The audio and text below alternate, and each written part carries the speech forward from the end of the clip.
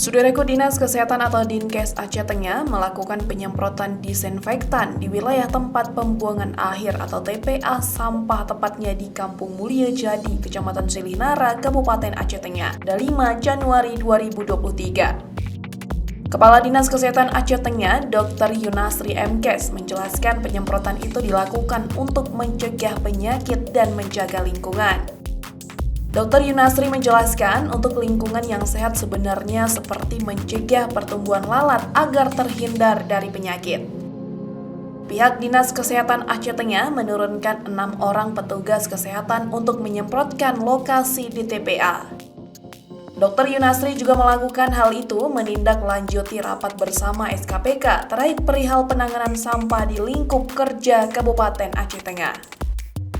Dr. Yunasri juga menjelaskan bahwa telah dilakukan penyemprotan disinfektan untuk wabah lalat di lokasi TPA tersebut.